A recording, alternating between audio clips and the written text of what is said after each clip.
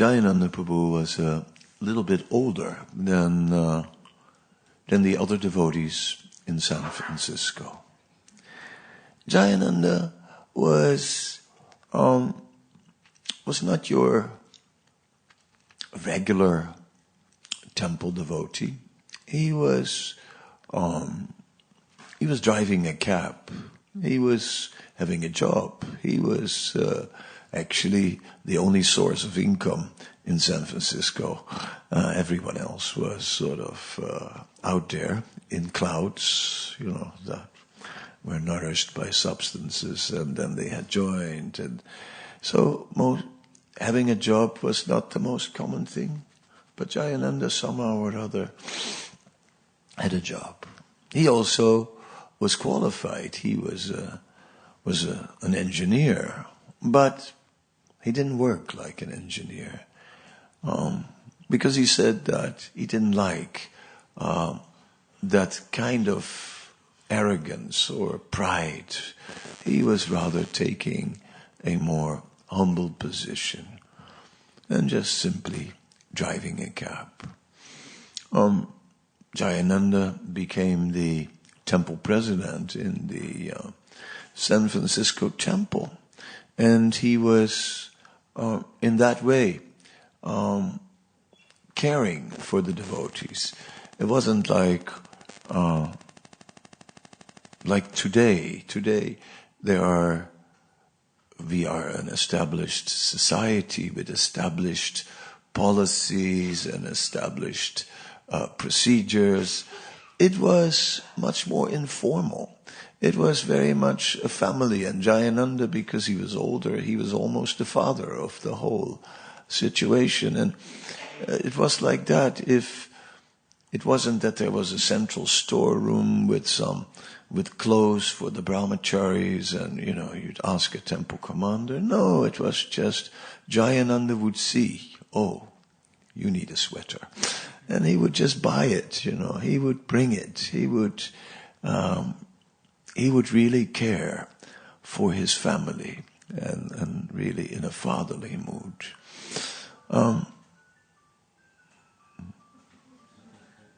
Very sweet.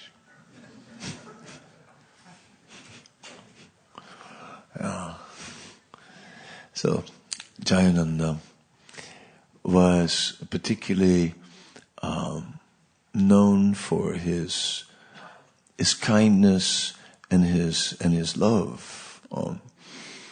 Of course, I never met him in person, so to sit here today and speak about him is a little limited. But one thing is that I did meet certain devotees that were amongst Jayananda's core group, right? And I tell you, they had changed. They had something about them. They showed a level of care, talking about people first, talking about really, sometimes the question arises, is the devotees, is the movement for the devotees, or are the devotees for the movement of Lord Chaitanya spread Krishna consciousness all over the world? Jayananda was very much dedicated to that mission of preaching Krishna consciousness. He had no other interest, but at the same time, he always put the devotee first. And everyone felt like that. He cared for the individual. And that spirit he invested. Although he was on the mission, but when it came to people, he wasn't like just throwing people into the sacrificial fire of the Sankirtan mission and just push on, Prabhu. No, Jayananda, like one devotee who was on Jayananda's Rath Yatra card building team, was becoming ill, and he was really out of it with the flu and fever and all. And Jayananda, of course,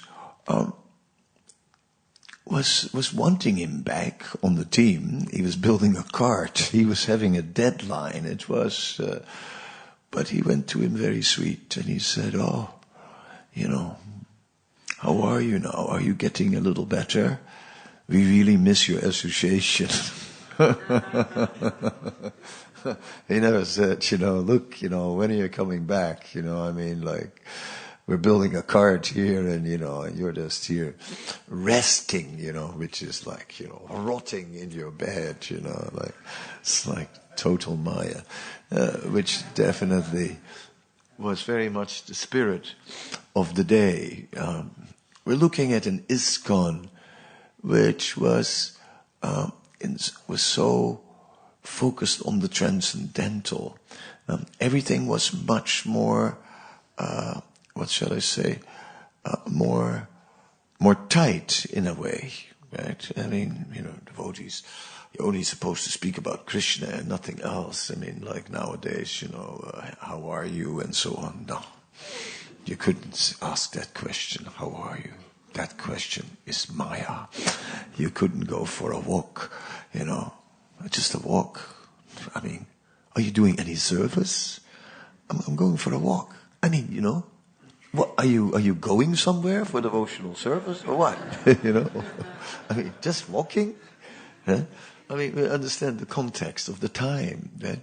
And here's Jayananda, and he's completely ahead of everyone else. He's working harder in that mission than others, and at the same time relaxed on personal dealings.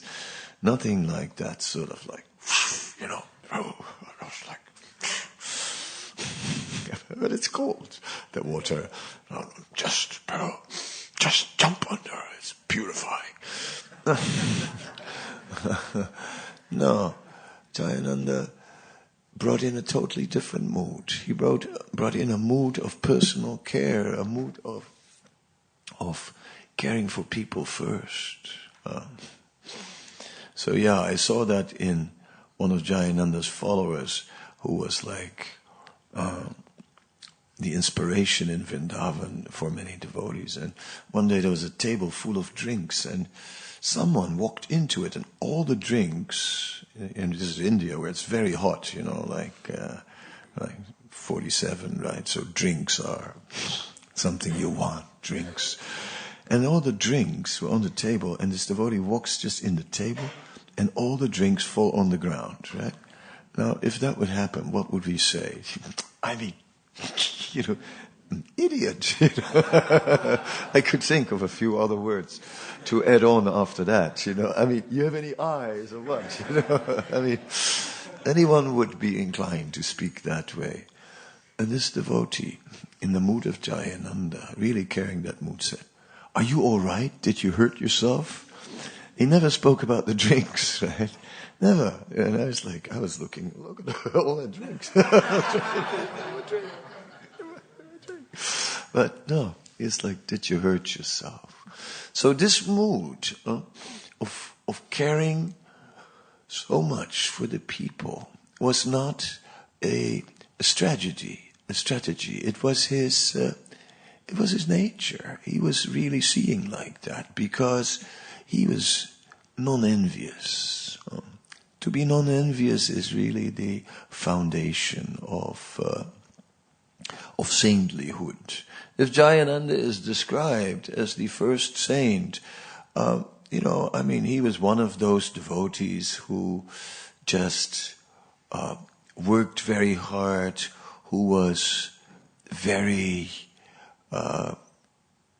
always full of energy, just like the UK knows Tribhuvannath Prabhu, and those who've never met him have still heard, and those who met him know that he was tireless. Jayananda was tireless. He was the first one up and the last one go to bed, always volunteering for the kitchen clean up, which, in the Hare Krishna movement can be serious, especially in those days. Oh, I have cleaned up kitchens that looked like Kurukshetra.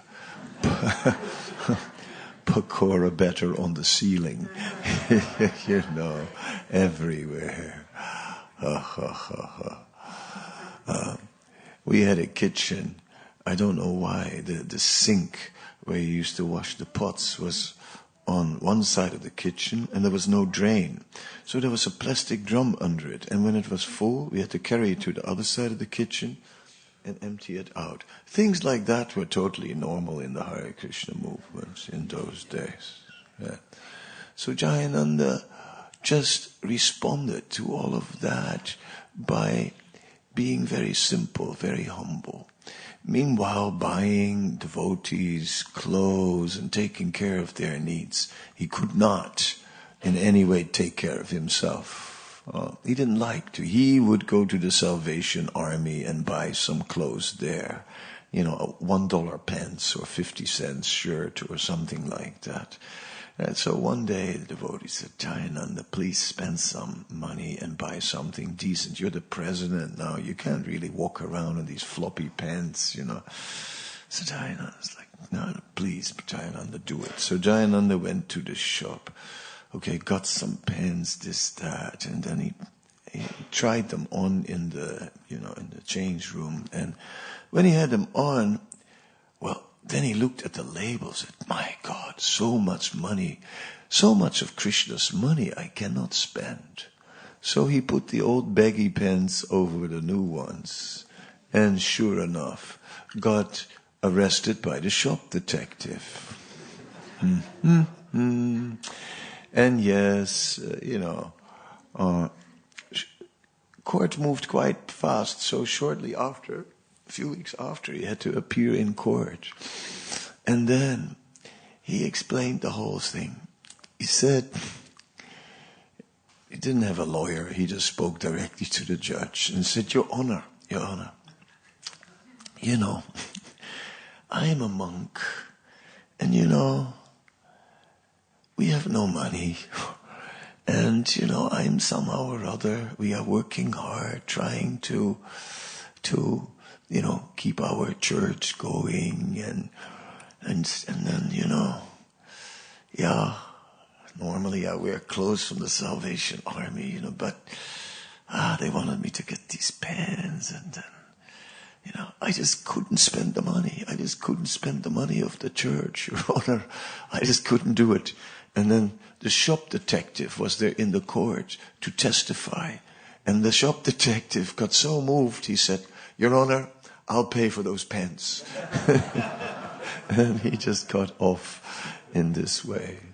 Just like, because he is so sincere, that there was absolutely no manipulation. He was just, his sincerity was just very, very obvious to anyone and everyone. Right? Friendly, sincere, and very caring. He really was the man with the heart, and he conquered everyone in that way. So, and he was Mr. Enthusiasm, ready to do anything. He was, because he was an engineer, he was quite capable of fixing things. So he used to fix cars and just keep all the Sankirtan cars on the road. And Jayananda was always doing some menial service, right? He liked to do menial service. And he took out the garbage. The famous story is, of course, that one man met him in the street, and he started preaching to him, because that's what he did. He would preach to everyone. Yara Dekitaraka Krishna Upadesh. Whomever you meet, instruct them about Krishna. And that was Jayananda's mood, right? And also the mood of the day. That is what devotees did. Just preach. There's no conversations. Just preaching. Right? Always preaching. But Jayananda did this in such a natural way, and everyone just... So when he started to preach, while he was taking out the garbage outside, one man on the street, the man became so impressed. And the man just later came to the temple and said, I was thinking about it. And I was thinking, if the guy who takes out the garbage is like that, then what are the others going to be like? Right? Not realizing that Jayananda was the greatest who took the most humble position. That is the mood of a Vaishnava. Of course, in the Nectar of Devotion, we find a description that Srila Rupa Goswami says that generally speaking, devotees carry on from a previous life in devotional service. And they pick up from where they have left off. And if somebody is immediately very advanced, then we understand that they were very advanced from a last life. And Jayananda had all these qualities, these natural Vaishnava qualities, natural humility, natural respect for all living beings, right? Natural compassion and kindness towards all qualities that we are simply praying for, even after practicing for years, even after fixing ourselves in sadhana and service, we're still working on these qualities, right? Trying to be kind. Be kind, yes. Yeah, try to be kind. It's difficult to be kind. It's difficult to be compassionate. Satyarup Maharaj wrote a book about compassion, and it was an interesting book, because in the beginning of the book he says, I don't have any compassion, actually, but if I do have feel some compassion, I feel it mostly for myself. Yes, which it was a good opening, I thought so, right? I mean, made you think right there off the bat, boom. Yes, so, but Jayananda was just showing the selflessness, right? Not providing for himself, always busy providing for others. So this is the mood of Lord Chaitanya, giving, putting, just not paying attention to personal concerns and needs, and just looking at others' concerns and needs, and really looking and really trying, so focused on others.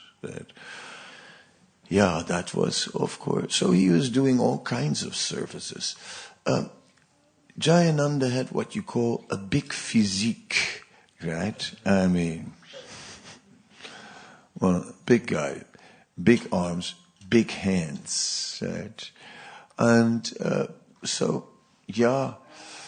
as I said, fixing cars and so on. So some might say, well, a bit inclined towards the Sudra activities, right?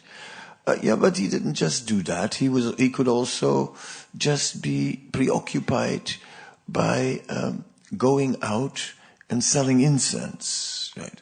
But then he would just sleep in the back of the car because he didn't want to spend any money on a place to stay. Well, so I just curl up on the back seat. Not a nice Sankirtan van with a nice bed or anything like that. No, just a car, and just sort of sleep somehow on the back seat, and and just be out there. Jayananda was also could work the whole day, and then quickly jump in the shower and be there for the arti. He's really into somehow or other. The arti was not just, okay, this is the temple program and it's part of our religious duty to attend the temple programs as much as possible. And after a whole day work, of course, it's not possible. Because then we go and eat something. No, for him it was like, this is a celebration. This is a wonderful event. This is where, the arti of the Lord. The Lord is here now. And then he'd lead the most ecstatic kirtan. Although his favorite kirtan was Harinam. Yes. And it wasn't always so easy. Right? The Harinam party was on the wharf in San Francisco, and some guy came out of a fish restaurant and threw some fishy water in front of the party and partially over the devotees. Super stinking, smelly fish water. Right. But Jayananda was undeterred and just carried on. And when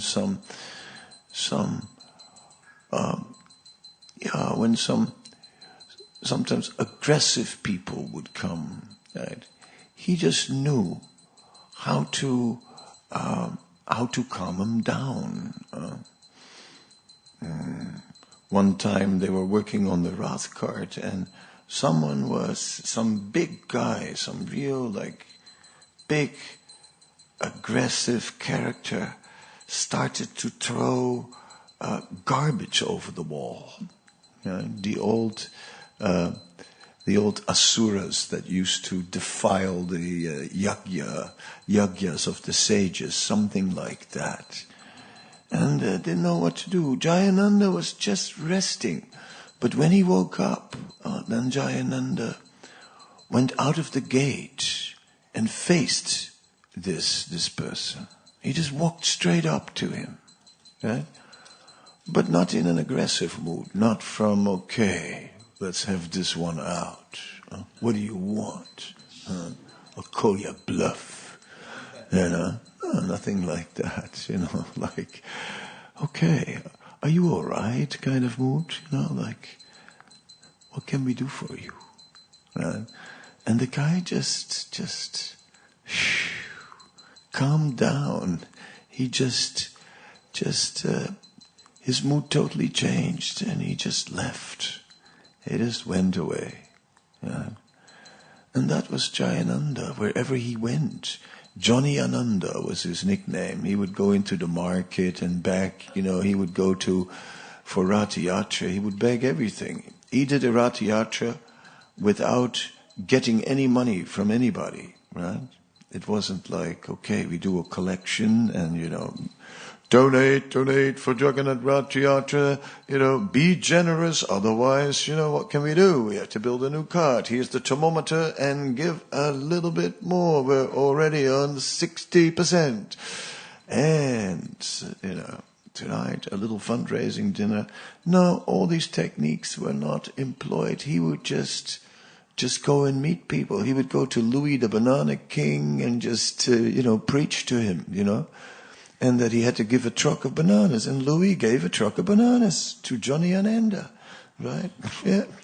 So there was a whole truck of bananas for Rath Yatra, and that was to be distributed in this way, just by sincerity, just by his kind effulgence, by his enthusiasm. People would do it for him. They would do it. He'd pick up wood from places where it was discarded somehow or other. He scraped, he went to yards, he got everything donated, and from scratch, and start building these carts on his own. And just pull people off the street. Excuse me, could you just do me a favor? Hold this plank. Yeah, then put in the nails, then throw in the hammer. Say, would you mind putting some nails in? The guys put in some nails, then Jayananda goes, wow, you're really good. Are you a carpenter? It flatters him like anything. And next moment, he's on the cart, And then they smoke, Then Jayananda stops them. Go wash your hands and mouths, Go wash your hands and mouths, Now, listen, this is a holy cart. You cannot smoke here, that's not possible, right? So, but some would go out for a walk then and get a smoke break, that he would allow. But on the site, no. There's no smoking on the site. Not allowed, because they're building the sacred cart for Jagannath. And then, of course, all the prasadam and, And just as I was outside, Jai Krishna reminded that, and then the devotees were working and they were hungry and they needed prasad, they wanted prasad, and there was no prasad. So Jayananda says, this is all prasad. This chariot is also prasad. Everything. It's all prasad. And then he took some grease off the wheel and ate it. This is also Maha. And he ate that. And then everyone didn't complain anymore. It was okay. All right. Keep on hammering away. He would wake up devotees in the middle of the night and just say, wake up, wake up, wake up, open your mouths. And put a gulab jamun. I don't know if he almost killed some devotees. Can you imagine getting a gulab jamun in your throat when you're waking up? Yes, it could be intense. But it's just prasadam, this faith. Of course, he would eat anything off the ground, whatever fell. And then we know that story that they were doing a prison program, and the Tanavir Das at the time had cooked a big feast for the prisoners. And they were driving with this feast, a huge feast, and in the van full of devotees, and sitting right around the prasadam, and the smell was strong, and this and that. And Jayananda says, he says that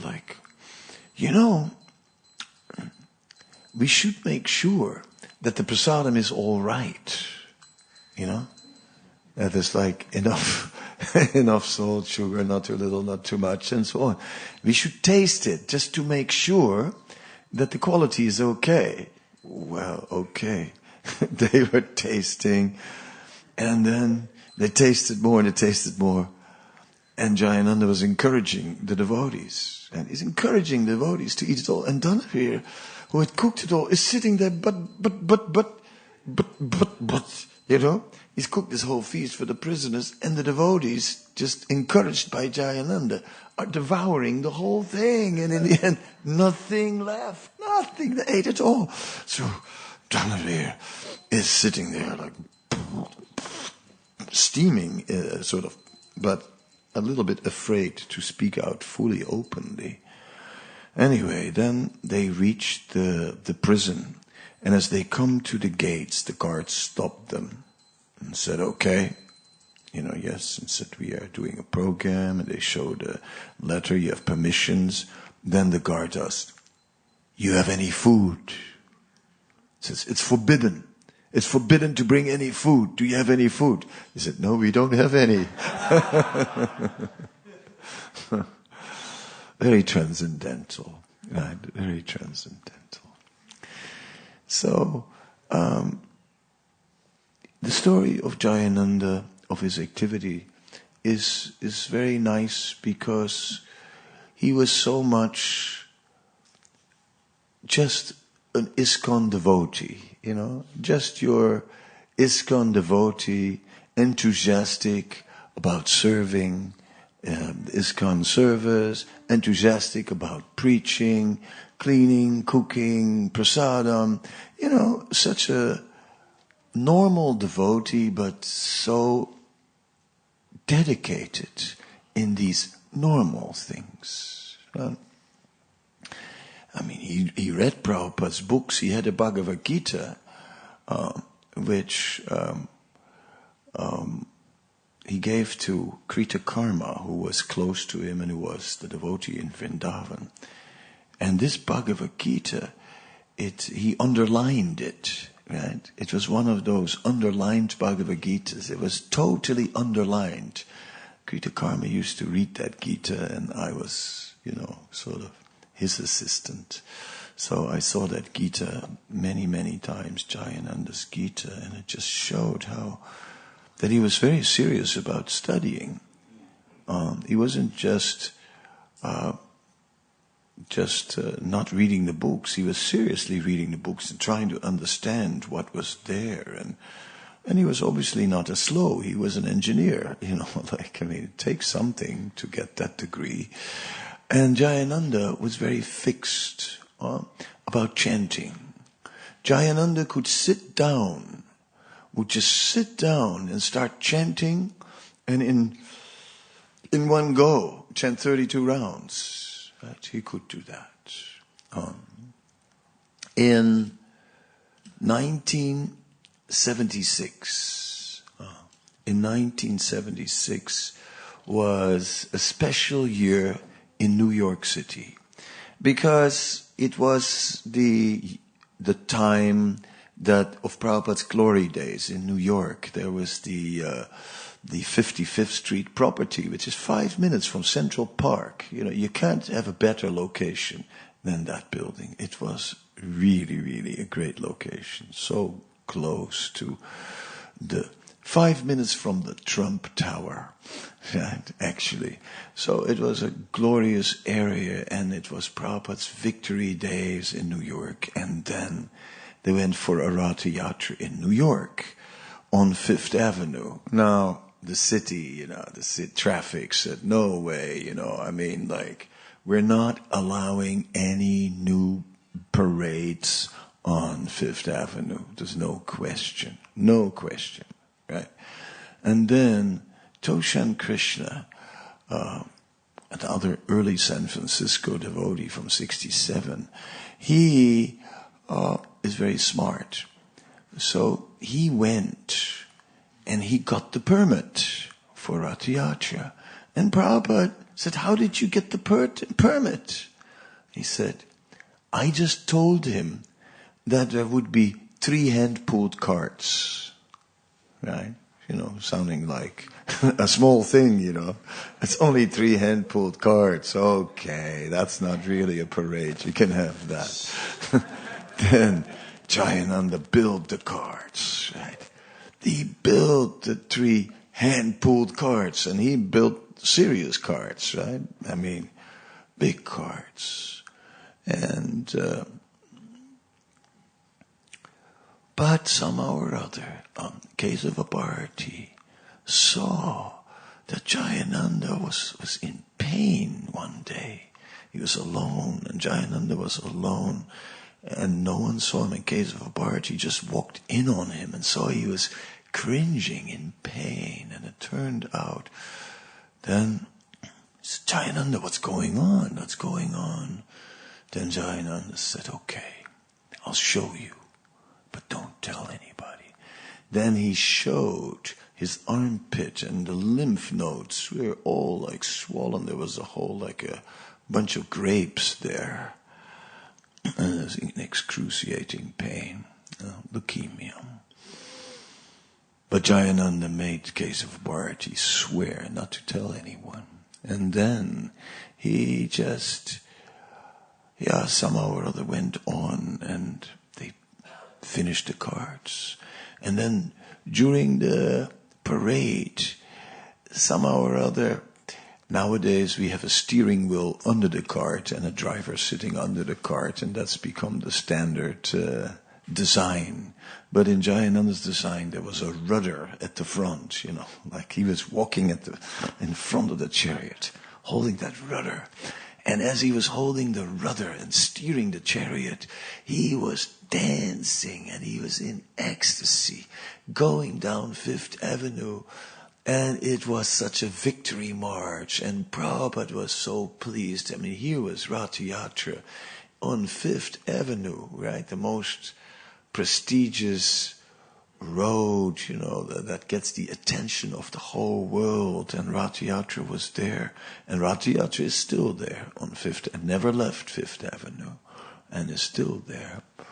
And this was all possible by Jayananda. But then, of course, after that, the disease started to come out, and it was not only in the armpits, but also in the groin. He could not walk anymore. He was in a wheelchair. Then his parents somehow or other gave $5,000, for a special cure he could try, right? And Jayananda just gave it to Prabhupada to print the Krishna book, right? Prabhupada's looking for money for the Krishna book. And he just gave that money. And Prabhupada, you can see that there are acknowledgements, and Prabhupada is thanking Jayananda for that donation of 5,000. But that was really not just a donation. That was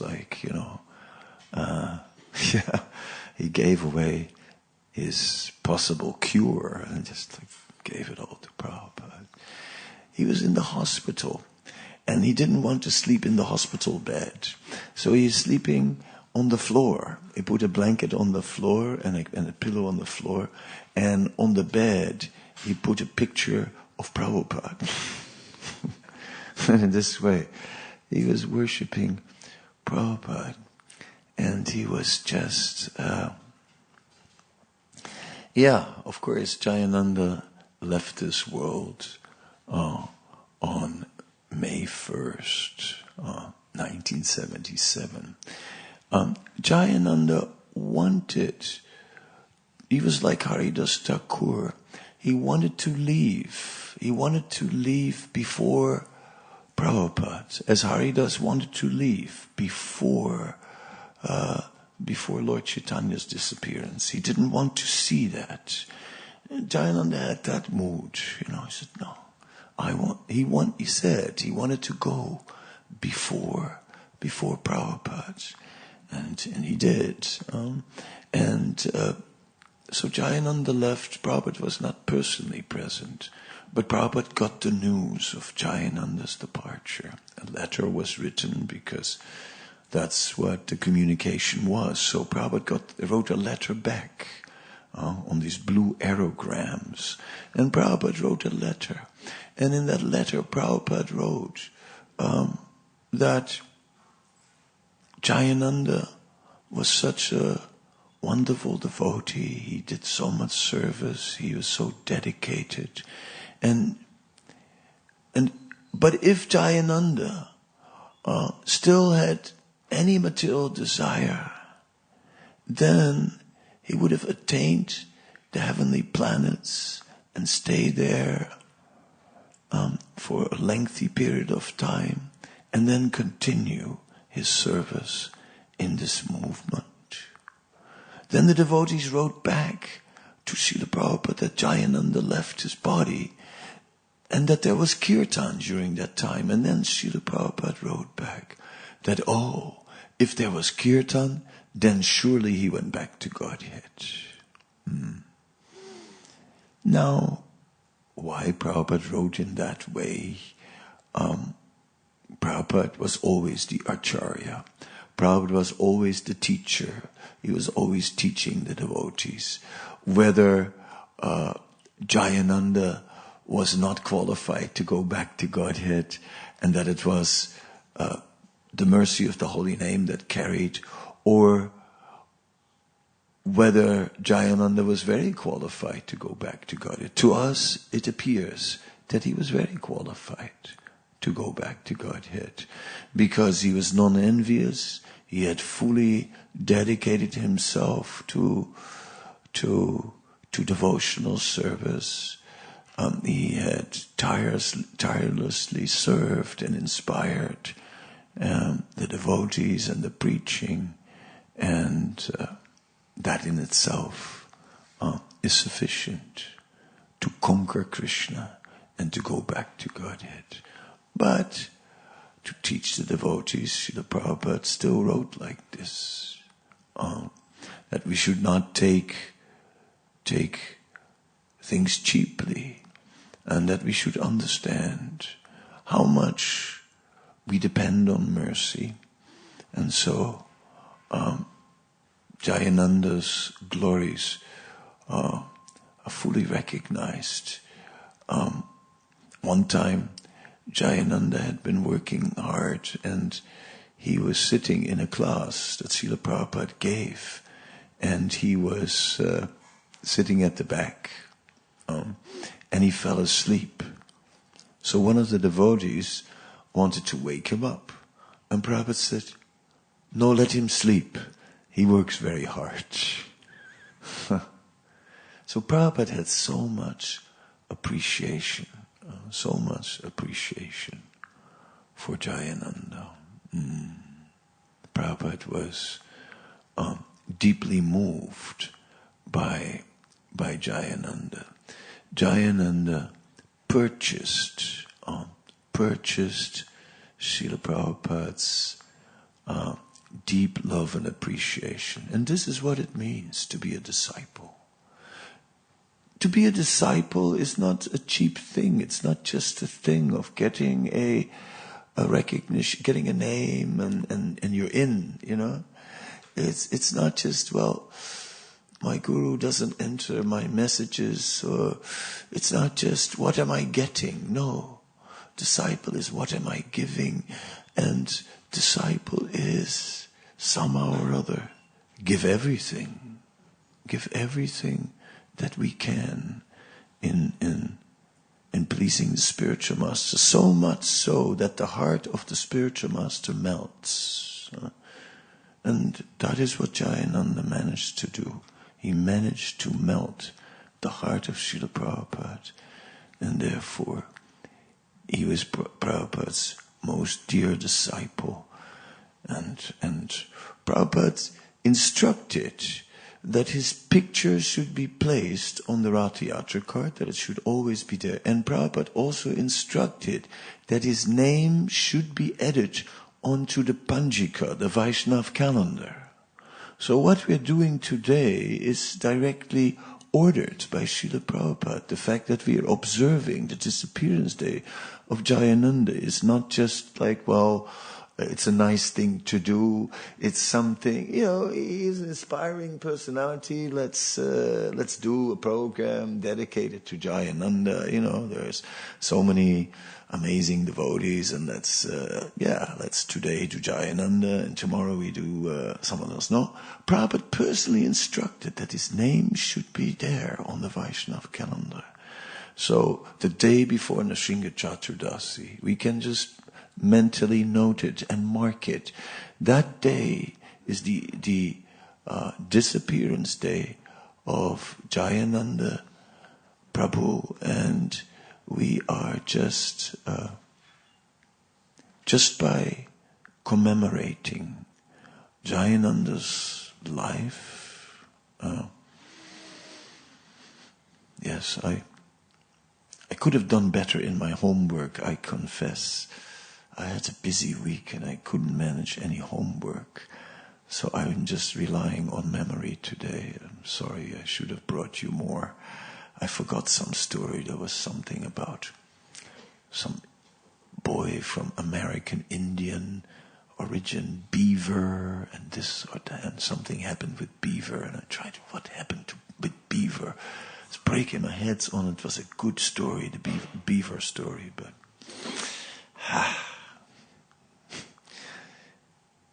I forgot what to do. I Googled it, didn't find it. So, but I hope that this tradition of remembering Jayananda will continue for the purification of ISKCON, because Jayananda was really an ISKCON saint, showing that just fully dedicating oneself in the here and now, in this movement, is the perfect path, and that it doesn't need anything else. It's all it takes. Just do that kitchen cleanup. It's all it takes. And take lots of prasadam. Lots of. One devotee ate this incredible plate that Jayananda brought him. He said, I can't eat that. Jayananda made him eat it. Then when he ate it, he put another plate like that in front of him. He said, this is impossible. Then he says, Prabhupada said you should eat until you waddle like a duck. And he ate the second plate. So, let us serve, let us chant, let us take plentiful of prasadam, and let us somehow or other serve Srila Prabhupada and assist him in his mission, and success guaranteed. And the proof is Jayananda. Thank you very much. if there's someone else who remembers something, then they can add something for a few minutes, and then we'll wrap up.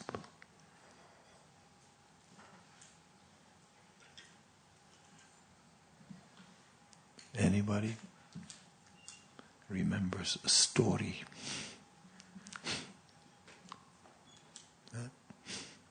Yeah, Sutapa.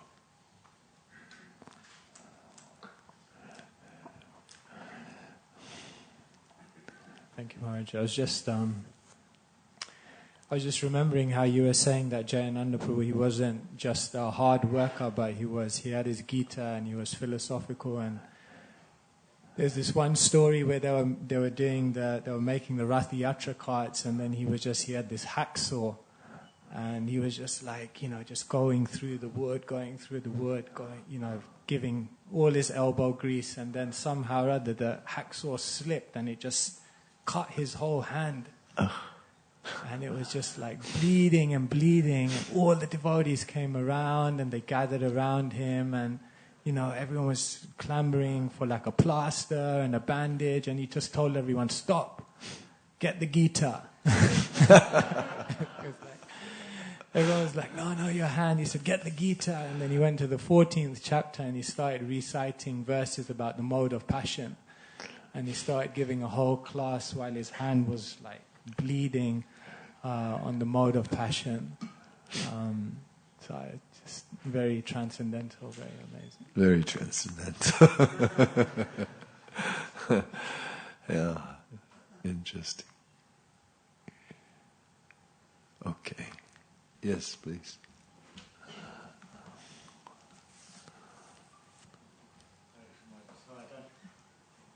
I don't have a story, but I just wanted to confirm. If you turn it a little like that, it's better. Hari Bol.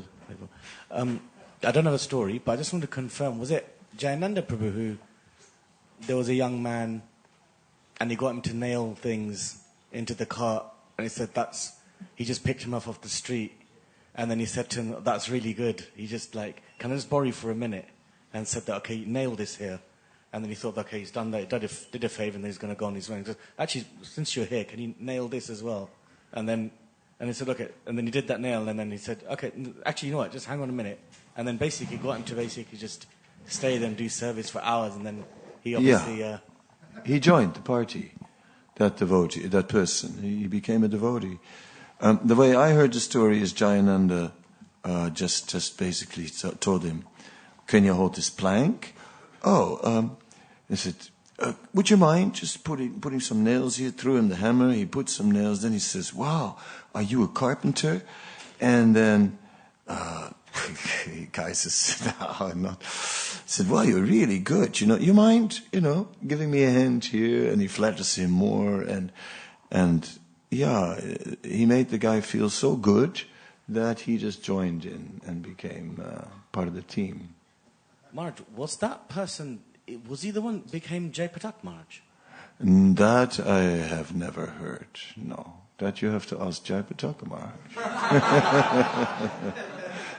Don't be shy.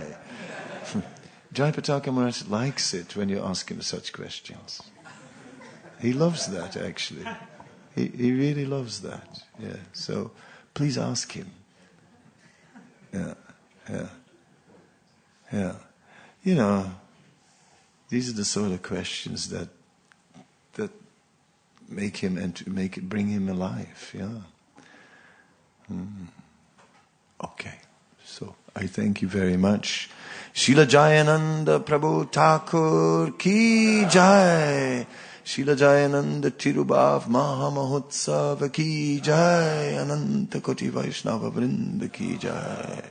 All glories to the assembled devotees.